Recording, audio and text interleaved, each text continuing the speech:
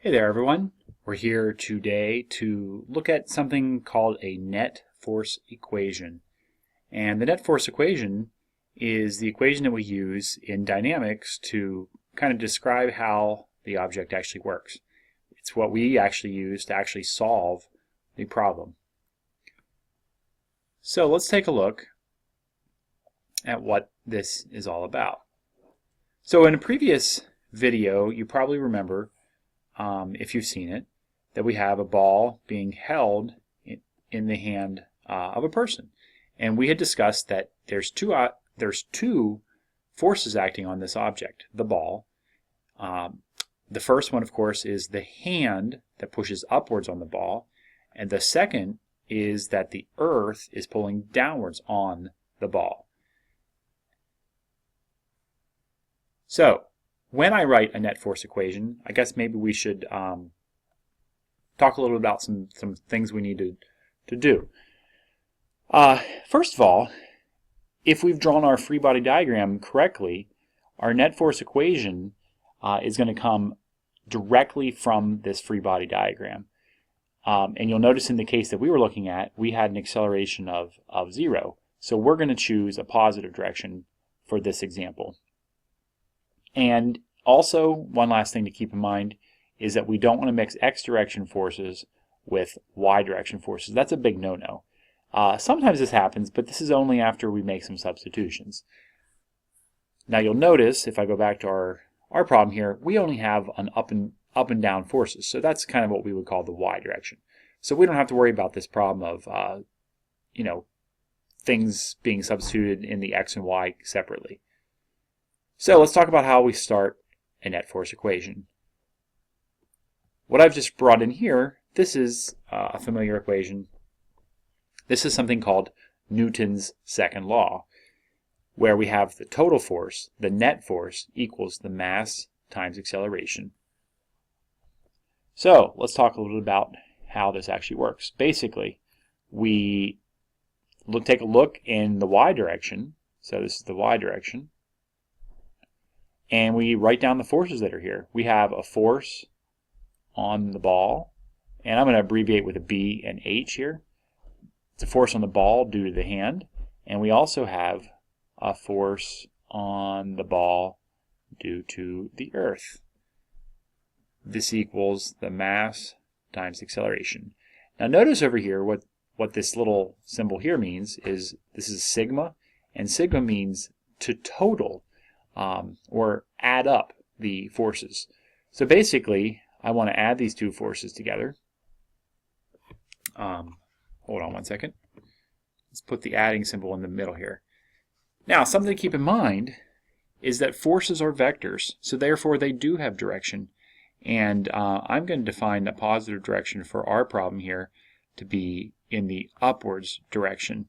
So therefore, this force right here is going to be positive force, and this force right here will actually be a negative force. In the end, this mathematically is going to give us the force on the ball due to the hand subtracting the force on the ball due to the earth. And that's equal to mass times acceleration. Now, ideally, no, I guess I should say this. This is the net force equation right here. The net force equation applies all the forces that are acting on the object, and it's equal to the mass times the acceleration. Now, so this would allow us to solve for any one of these variables given any of the other ones. Now, it just so happens that in this particular example, acceleration is actually, hold on one second. Acceleration is actually, it's actually 0. So this allows this side here to be equal to 0. So therefore we have, and I'm just going to copy these, it'll be a little quicker. The force on the ball due to the hand minus the force on the ball due to the earth is equal to 0. Let's look at another example. Let's go down here, and I'm going to bring my ball and hand down to go here. Our second example was, what if, instead of this time they're just resting here, what if this hand is actually taking and trying to throw the ball up in the air? So it's actually taking and applying a force upwards on this hand greater than the force that's pulling down on it due to the earth. So when we write our net force equation, we always start with Newton's second law, which states the sum of forces equals mass times acceleration. Again, we're dealing with the y direction here. So in this case, my acceleration is upwards. So I would define the upwards direction as my positive direction. I have two forces acting here in the y direction. I've got the force on the ball due to the hand, and that's in a positive direction. I'm going to add this force in here. This is the force on the ball due to the earth. And again, this is in the downwards direction, so that's in the negative direction. So again, that's going to end up being like a subtraction. And that's equal to the mass times acceleration. Now in this case, unlike the case we had before, this acceleration right here is not 0. So therefore this does not cancel out like it did up here. Okay, so this doesn't cancel out. So this would leave us with more variables in our net force equation. So this thing right here, again, the net force equation, is after we take Newton's second law and we actually substitute in the forces that are acting on it. And again, these come directly from our free body diagram that we've drawn previously. Now let's go over, and I'm going to have you look at several for yourself. In a previous video, I had you draw the free body diagrams for these four objects. Let's go ahead and have you now write the net force equations for these. Now some of these will have only y directions. Some of these might have x's and y's to write. So go ahead, stop the video. When you think you've got them, go ahead, restart it, and we're going to go over it. Okay, so the first one, what we're looking at here is this information right down here. And what we have, I have a box on a table. It's not accelerating, so therefore these two forces must be equal. In the y direction, I'm going to total up all the forces. And in this case, I'm using the subscript, I guess, instead of the on by notation down in my net force equation. But basically, I have the force of gravity downwards, and you'll notice here I've called downwards positive. So that's positive. I'm going to add the negative, what we call normal force. That's a force upwards due to some surface, in this case a table. And that's equal to our mass times the acceleration.